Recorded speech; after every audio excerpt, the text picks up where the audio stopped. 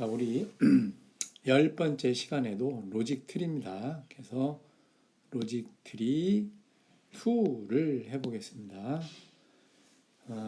자, 지난 시간에 로직 트리를 했는데 그거의 연장해서 생각하면 될 것 같아요. 지난 시간에 그 로직 트리라고 하는 거는 인과관계와 또 그 BC 사고에 의해 관심 있는 대상과 주제 이런 것들을 계층적으로 분해해서 정리한 거라겠지.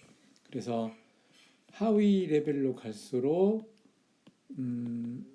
이제 하위 레벨로 갈수록 더 세부적인 것이 나열된다.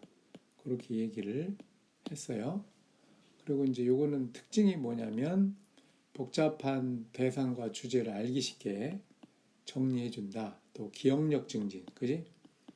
기억력 증진도 시켜준다.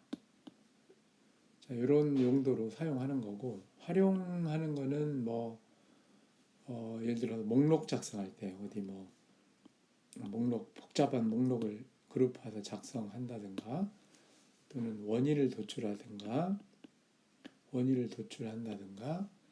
의사결정을 한다든가, 어떤 비용 효과, 위험 이런 것도 항목을 도출한다든가, 그런 등등등 여러 가지들이 있었죠, 그죠? 이런 거를 위해서 쓴다. 이번에 이제 어떻게 활용하는지 한번 중심으로 봅시다. 자, 이제 로직 트리 작성법 지난번 나왔는데 이제 실제로 적용하기 위한 작성법입니다. 그리고 이제 이번에는 이슈 분석을 중심으로 접근해 보는데 이슈 분석 절차와 사례와 또 실제로 과제 수행 리뷰해서 넘어가도록 할게요. 자, 로직 트리를 작성하는 방법에는 탑다운 방식과 바텀업 방식이 있어요. 탑다운 방식은 위에 큰 줄기부터 해서 점점 내려가면서 구체화시키는 과정. 이런 것이 이제 탑다운 방식의 로직 트리 작성법이라고 하지요. 그 다음에 이제 바텀업은 아주 세부적인 것이 이미 나와 있을 때, 그럴 때 세부적인 것을 이렇게 나열해 놓고, 그 다음에 이거를 이제 그룹핑할 때 잘 쓸 거예요. 그러면 요거와 공통된 어떤 주제들을 좀 큰 개념으로 잡아놓는 거지. 그리고 이것들을 그 주제에 맞는 것을 이렇게 연결을 해주는 거예요. 연결해줘서 다시 정리하면 되는 거지.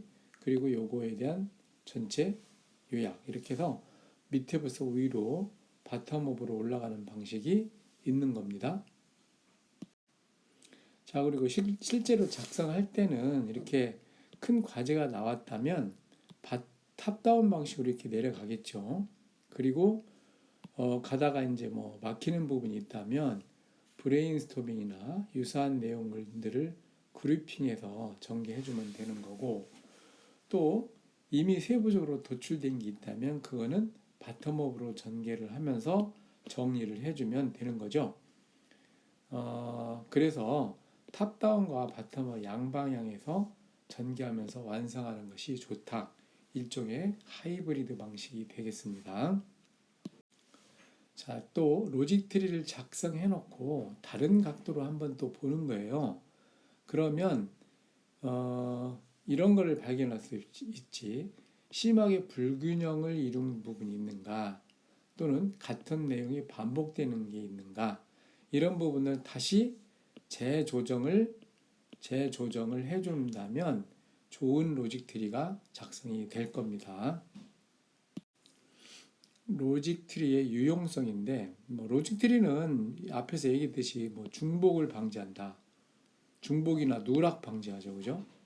이렇게 전개해 놓고 보면 중복된 게 있는지 누락된 게 있는지 다시 한번 생각하게 되고, 구체적인 원인을 찾고 해결책을 내놓을 수가 있는 거. 왜냐하면 인과관계로 명확하게 연결이 되기 때문에 그래요. 자, 이런 유용성이 있는 겁니다. 자, 이거는 또 현황 파악에도 굉장히 유용해요. 현황 분석할 때 이렇게 큰 거를 작은 가지로 계속 쳐가잖아, 그지? 쳐가다 보면 나중에 세부적인 것까지도 전부 다 빠뜨림 없이 다 정리할 수가 있어요. 실제로 여러분들도 이런 식으로 전개를 해봤을 것 같아요. 현황 파악에 굉장히 유용한 로직 트리를 활용하면 유용하다라는 걸 사례를 통해서 보고 있습니다. 자, 로직 트리 작성할 때 유의사항이라고 했는데 한 5가지 정도 정리했는지 봅시다. 첫 번째, 초기 단계 로직 트리 작성은 혼자 하지 말라. 팀 전체를 활용해서 해야 된다. 그죠? 두 번째는 어떤 그 경우의 수가 다른 게 생기면 그 작업을 중단하고 또 다른 각도에서 시도도 해보고 이런 식으로 접근한다. 세 번째, 줄기가 아니라 가지들, 그러니까 하위 구조를 먼저 생각하고 분석한 후 그룹핑하는 것도 때로는 효과적이다. 그러니까 탑다운 방식으로 쭉 가다가 막히면 여기서 다시 브레인스토밍 같은 거 하면서 또는 바텀업 방식으로 가는 것도 괜찮다. 또 네 번째는 근본 원인이나 구체적인 해결안이 나올 때까지 분석을 전개해 간다. 다섯 번째는 기존 프레임워크를 적절히 활용한다. 그러니까 뭐 로직 트리라고 해서 이게 뭐 특별히 독특하다기보다는 기존에 알고 있는 방법들과 적절히 융합하고 활용하고 해서 하면은 좋은 로직 트리가 나올 수 있게 되는 겁니다.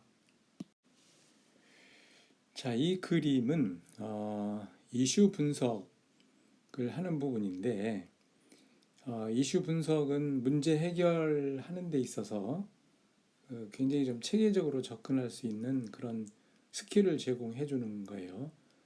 그래서 여기 보면 문제 해결 스텝을 한 6단계로 구성을 하고 있는 걸 볼 수가 있죠. 그래서 문제 해결 스텝 첫 번째, 1차적으로 라프한 로직 트리를 작성하는 겁니다. 그리고 1차 이슈를 도출하고 또 이 도출한 걸 가지고 이슈를 분석하고 정보 수집하고 분석을 해서 다시 2차 로직을 작성하고 2차 로직을 가지고 다시 그 이슈 분석, 정보 수집, 분석 이런 활동을 거쳐서 2차 이슈를 도출하는 거예요. 그리고 이제 이걸 가지고 문제 해결에 대한 트리를 작성하고 유효한 수단을 선정해서 문제 해결을 할 수 있도록 이 프로세스가 정립이 돼 있다라는 걸 볼 수가 있습니다. 자, 여기서 이슈 트리가 있는데 이 어떤 문제점을 좀 이렇게 크게 기술을 한다고 치면 각각 이슈가 있다라고 가정을 해서 이렇게 하고 그 다음에 그 세 번째 레벨이라서 서브 이슈들을 쭉 이렇게 해놓는 거니까 하나하나씩 구체화되어 가는 것을 볼 수가 있죠. 그래서 이거를 이제 어떻게 하는가 보면 먼저 문제점들을 부분들로 나눈다 이렇게 돼 있어요. 그래서 그 문제 해결 노력이 그 어떤 지적으로 관리할 만한 부분들로 나누어진다고 얘기한 거는 문제 해결할 때 너무 가지수가 많으면 안 되지. 우리 사람이 이렇게 좀 관리할 수 있는 부분은 한 7 플러스 마이너스 2 정도 된다고 그래요. 그러니까 5에서 9개 요 정도가 가장 잘 관리할 수 있다고 하는 거거든. 그러니까 요 수준에서 할 필요가 있고 또 두 번째로 문제 해결의 완성도가 확실히 유지되도록 한다. 이제 완성도가 있어야 되는 거지. 부분의 해결이 실제로 큰 문제를 해결할 수 있는 거예요. 이 부분이 모여서 전체가 되기 때문에. 그리고 여기서 이제 트리를 작성하다 보면 상호 이게 중복되지 않고 종합해서 전체를 이룰 수 있는 그런 부분이 될 수 있는 겁니다. 그리고 이 문제 해결을 위해서는 팀 내 공통된 이해를 촉구해야 돼요. 이걸 이제 공감이라고 할 수 있는 부분이에요. 그리고 프레임워크 이론의 집중적 사용을 돕는다. 이제 문제 해결하기 위한 프레임워크들이 이미 정해져 있는 것들이 몇 가지들이 있지, 그지? 그런 이론의 그 활용도 좀 도와주는 부분이 된다라는 거죠. 자, 여기서는 각 그 문제 해결 스텝을 여섯 일곱 가지로 앞에서 나눴었는데 그 하나하나 프레임을 보여주고 있네. 주요 과제가 있고 이게 이제 이 미시라고 하는 부분이 뭐야? 서로 배타적으로 중복되지 않게 나열해주는 역할을 해주는 거죠. 이렇게 하나씩 하나씩 분기를 해서 마지막에 아주 세부적인 것까지 만들어가는 걸 볼 수가 있는데 요게 뭐 레벨 0, 1, 2, 3, 4, 5 레벨까지 내려간 것을 볼 수가 있어요.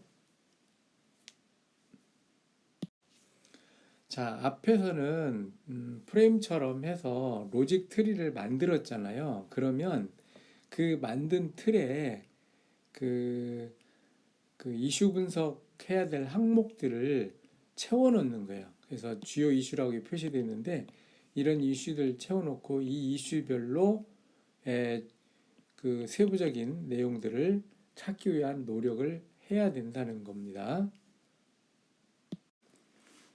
자, 이제 1차 이슈가 도출이 됐잖아. 앞서서 1차 이슈가 도출이 됐으면 이 이슈 분석 스텝이라는 게 있었어요. 그죠? 이슈 분석 스텝이라는 게 있었지. 이 스텝이 어떻게 되냐면 이슈 분석에 대한 전개가 있었고 그 다음에 그거를 전개하고 정보를 수집하고 그 다음에 분석하는 그런 단계를 거치는 거예요. 그래서 지금 이슈 분석 전개가 A 스텝이고 정보 수집이 B 스텝이고 분석이 C 스텝이라고 보면 돼요. 이런 것들을 해나가는데 지금 이제 A 스텝이라고 되어 있는데 이슈 분석 전개를 하는 거야. 그래서 검토 과제 이슈들을 나열하는 거지. 이제 이슈를 어떻게 하냐면 뭐를 해야 하나 할 수 있는가 또 무엇을 할 것이냐 뭐 단답형으로 굉장히 yes, no로 할 수 있는 단답형 또는 what, how로 시작될 수 있어도 좋다 뭐 이런 식으로 있는데 이게 특별한 뭐 규칙이 있는 건 아니지만 짧고 명확하게 써야 되는 거지. 그리고 가설을 달고 뭐 예를 들어서 이거는 할 수 있다. A와 B를 해야 된다. 뭐 이렇게 가능한 한 가설을 갖고 이슈를 설정해야 된다라는 거지. 그렇지만 경험이 부족해서 이미지가 떠오르지 않을 때는 표현을 아무리 궁리해 보아도 시간 낭비 그치는 경우가 있다. 이런 경우는 어떻게 해야 돼요? 브레인스토밍을 거쳐서 도출해내면 돼요. 그리고 이제 여기에 정보 분석 방법 같은 걸 적고 정보를 취득한 정보 소스를 적고 이렇게 해서 그 이슈 분석 전개를 해 나가는 겁니다. 자, 그 다음에 이제 이슈 분석 스텝에서 B와 C네. 이 B와 C는 뭐야? 정보 수집과 분석을 실시하는 거예요. 그래서 할 때는 분석에 대한 설계를 하겠지, 그지? 분석에 대한 설계를 하고 그 다음에 어떻게 분석을 하지? 분석에 대한 설계를 이렇게 쭉 하면 정보를 수집을 할 수가 있죠. 그래서 정보를 수집하고 요거를 정보가 수집돼야 분석이 가능하지, 그지? 분석을 할 수 있단 말이야. 그래서 이슈가 검증이 되었는가 한번 체크를 해보고 검증이 되지 않았으면 다시 로직 트리라든가 이슈 전개를 다시 한번 하는 거예요. 그지? 로직 트리를 다시 한번 하는 거지. 그래서 이슈가 이제 검증이 되면 문제 해결을 위한 로직 트리 작성으로 들어간다 이거지. 그래서 여러분들 이런 것들도 어디 공모전이나 이런 거 할 때 이런 기법을 사용하면 굉장히 효율적으로 이슈들을 파악하고 해결 방안을 내놓을 수 있을 걸로 생각이 돼요.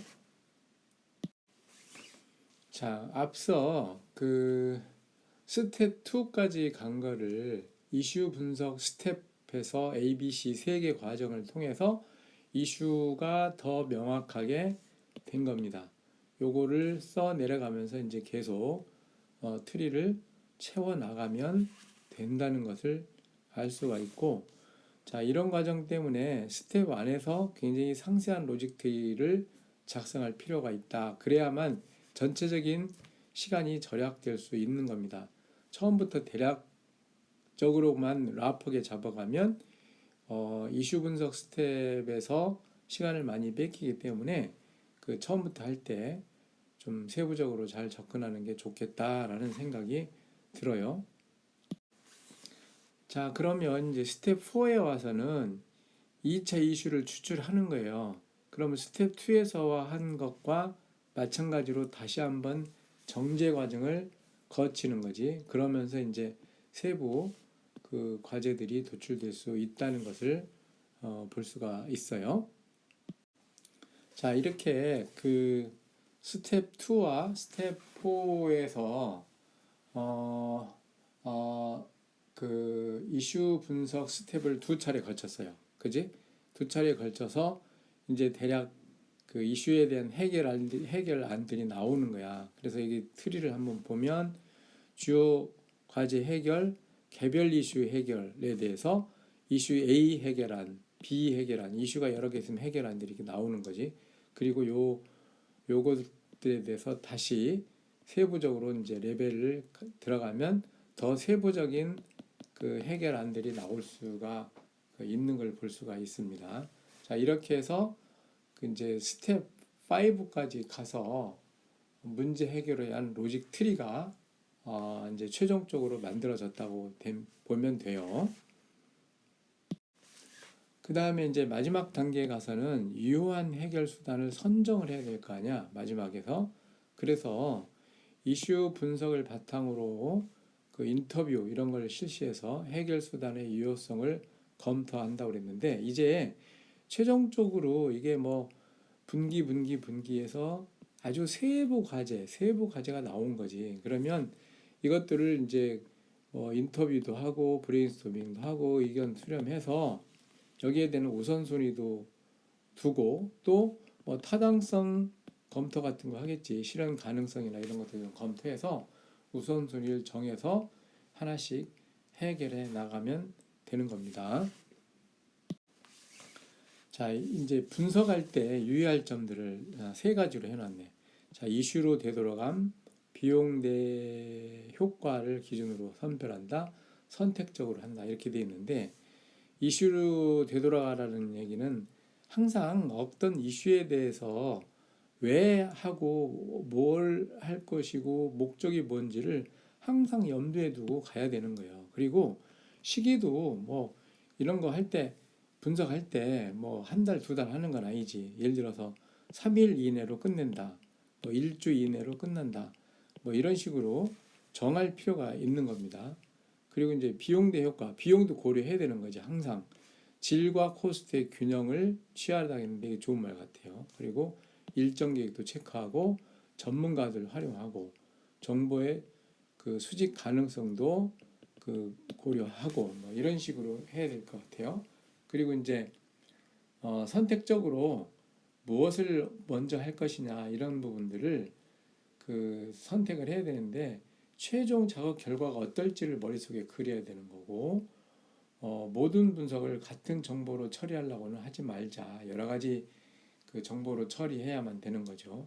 또 팀 전체가 우선순위를 정하자. 그래야 팀 전체에 어떤 공감대가 형성이 돼서 협력해서 이 이슈들을 잘 해결할 수 있는 그런 이제 기제가 된다는 것을 알아둬야 됩니다. 자, 그러면 이제 로직 트리를 활용한 이슈 분석 사례를 한번 보도록 합시다. 자, 여기 보면 문제가 주어진 게 만약 당신이 독신 남성으로 전혀 만날 일도 없는 여성과 내일 맞선을 본다고 할 때 상대 여성의 어떤 점을 체크할 거냐. 예를 들면 얼굴, 성격, 스타일, 총명함 이런 거. 자, 한 가지씩 생각나는 것을 리스트업 해도 몇십 또는 몇백 개 항목이 나오게 된다. 그러나 이 방법에는 몇 가지 의문이 생긴다. 정말로 모든 항목을 리스트했는지 누락된 건 없는지 모든 항목을 체크할 시간이 있는지 이런 의문이 생긴다. 자, 이런 식으로 막 그냥 중구난방식으로 써다 보면 그 한계가 있는 거지. 그래서 이거를 이슈 분석하는 방식으로 한번 접근해 보자라는 거예요. 자, 먼저 우리 이슈 분석하는 절차가 있었지. 스텝 1. 자, 체크리스트 작성부터 시작해 본다. 이런 거예요. 그래서 자, 상대와 결혼할 거냐 할 때 매력적이냐, 본인 외에 문제가 없는가, 그러면 본인에 대한 매력은 외관이냐 내면이냐, 또 외관이면 전체는 부부는, 그래서 이제 뭐 예를 들어서 전체는 뭐 키, 체중, 몸의 균형 뭐 이런 식으로, 부부는 얼굴은 뭐 어쩌고, 내면은 뭐 자질은 뭐 가족, 친척, 친구에서 뭐 친구는 공적 관계냐 사적 관계냐, 뭐 여성이냐 남성이냐, 이렇게 하나하나 세부적으로 내려가 보면 그 굉장히 많은 거를 체크할 수가 있고, 이것들은 인과관계로 오히려 연결이 돼 있어서 또 빠지는 게 없어요. 이렇게 분류를 하다 보면. 그래서 이 체계적으로 체크리스트를 만들 수 있는 장점이 있다는 것을 확인할 수 있죠. 자, 이제 이슈 트리가 나왔으면 거기로부터 이슈를 도출해서 한번 가설을 가지고 분석을 해보는 거예요. 자, 그러면 내가 이제 매력적인 여성을 이제 선택을 하려고 그러는데, 그러면 이슈가, 그러면 그 여성이 나를 선택해 줘야 되잖아. 그러면 거꾸로 나는 매력적인가라는 이슈가 생기는 거예요. 그래서 이거 할 때도 나에 대한 외관은, 내면은, 전체적으로는, 개개로는 아까 체크리스트 만든 거와 같은 이슈가 생기는 거지. 그래서 자, 나는 그래도 뭐 충분히 외관이 매력적이야. 그리고 전체적으로 다 문제 없어. 그리고 가사에 문제도 없어. 이렇게 하는 거야. 그러면 이거는 내가 판단한 거잖아. 가설이잖아. 그래서 이제 분석을 해야 돼. 이게 정말 맞는지. 그래서 매력들을 비교한다든가, 나에 대한 라이프 스타일 본다든가, 가사에 대한 장단점 분석을 해보는 거지. 그러면 이것들을 어떻게 분석을 해? 매력도는 내가 스스로 판단할 수 없지. 주변에 친구나 제3자 뭐 이런 분으로부터 이제 평가를 해서 이거에 대한 수준을 정하는 거지. 그래야 이제 그 문제 해결이 될 수 있다는 거를 보여주고, 이런 분석 계획을 가지고 하면 어떤 현상이든지 분석하기가 좀 쉽다는 것을 알 수가 있어요. 그러니까 이 표도 좀 잘 기억했다고 활용하세요. 자, 그리고 자, 여기 뭐 어떤 그녀의 요리 솜씨를 개선할 수 있나라는 것까지 갔는데, 요리에 문제가 있다라고 했을 때 요 로직 트리를 이용하면 구체적인 것까지 가잖아. 종류는, 그러면 뭐 조리 기술은 뭐 한식, 중식 이런 식으로 구체화를 할 수 있는 것을 볼 수가 있어요. 그래서 요 이제 요 스텝에서 다시 한번 이슈 분석을 하는 거지, 그지? 이슈 분석을 마찬가지로 이슈, 가설, 분석 방법, 정보원 이런 걸 가지고 거기에 나오는 이슈들을 다시 한번 정리할 필요가 있는 겁니다. 자, 이런 거를 하는 이유는 이제 하위로 계속 세부적으로 가야 되는데, 갈 때 이제 생각이 막힐 수가 있다는 얘기지.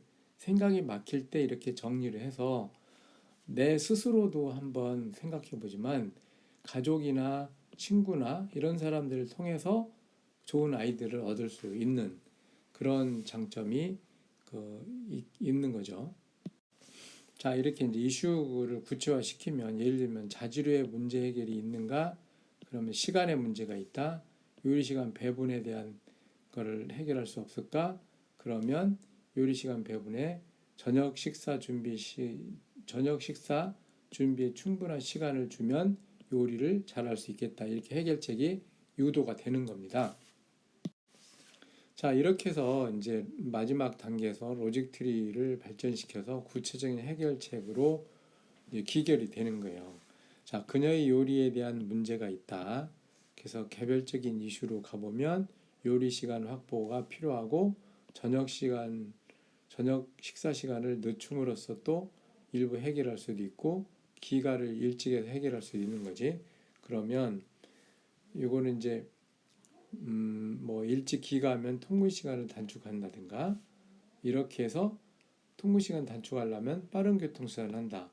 뭐 한다 해서 이렇게 나오면 이 부분을 이제 그 우선순위를 둬서 선택을 하고 최종적으로 결정을 하면 되겠죠. 그죠? 네. 자, 여기 다시 한번 이제 이슈 분석을 하는 표가 나왔어요. 이제 이렇게 개별적인 이슈들을 끄집어내고 다시 한번 가설, 분석 방법, 정보원 이런 부분을 통해서 해결하는 거예요. 그러니까 아까 이제 뭐 이사를 한다 했을 때 혼자 그 해결할 수 없잖아. 부동산도 교통도 알아보고 부동산 중개소도 알아보고 이런 부분들이 필요하기 때문에 이렇게 이슈 분석을 해 나가는 겁니다. 자, 그렇게 해서 이제 계속 마지막 단계에서도 뭐 더 상세한 분석, 인터뷰 이런 걸 통해서 검증하고 아주 구체적인 유효한 수단들을 도출할 수가 있어요. 예를 들어서 이 통근 시간을 단축시킨다, 뭐 이사를 한다든가, 더 빠른 교통수단을 활용한다든가 이렇게 좀 가능성이 있는 걸로 접근을 해 갈 수가 있죠. 자, 그럼 앞에 사례가 충분히 구체적으로 좀 제시가 됐어요. 그래서 여러분들은 요 주어진 문장 요걸 보고 요거를 로직 트리로 한번 표현을 해 봐라. 그래서 요거는 이제 여러분한테 자율 과제로 주니까 한번 그 깊이 있게 생각해 보는 시간을 꼭 가져보기 바랍니다. 자, 다시 한번 정리해 보면 로직 트리를 활용한다는 것은 원인 분석과 해결책 수립 과정에서 활용하면 유용하다. 그리고 작성 방법은 탑다운 방식으로 시작해서 뭐 바텀업 방식으로도 하고 이 두 개 이제 혼합해서 하이브리드식으로 혼합해서도 한다. 이게 전개하다 막히면 해당 항목의 구체적 내용을 도출을 위해서 브레인스토밍을 한다. 그리고 바텀업 방식으로 정리 작성한다. 이런 얘기들 했어요. 그리고 로직 트리를 재작성하는 사유는 로직 트리가 불균형을 이룰 때, 또 같은 내용이 두 개 이상 그 중복됐을 때, 반복이 중복이지 중복됐을 때, 이럴 때 로직 트리를 재작성한다. 이런 내용들로 구성이 되어 있습니다. 자, 여러분 이번 시간은 여기까지. 그래서 과제를 한번 꼭 해서 다음에 이제 로직트리를 활용해서 뭐 프로젝트가 됐든 공모전이 됐든 꼭 적용을 하기 바라며, 이런 것들은 스스로 해보지 않으면 그냥 보고 듣는 거로는 해결이 안 돼요. 실제로 작성해 보면 마음대로 잘 안 돼. 잘 안 되고 몇 번 수정하고 뭐 그 수정하는 과정을 여러 번 거치다 보면 로직 트리도 굉장히 예쁘게 나오고 쓸모 있게 나오는 거예요. 근데 처음 하다 보면 균형도 안 맞고 뭐 그 저기 중복된 게 수두룩하고 이게 뭐 로직 트리인지도 잘 모르겠고 이걸 겪게 되는 거예요. 그렇지만 자, 여러분들이 이제 반복해서 요걸 만들다 보면 굉장히 균형 있는 보기 좋은 로직 트리가 나오는 게 확실합니다. 자, 여러분 수고했어요.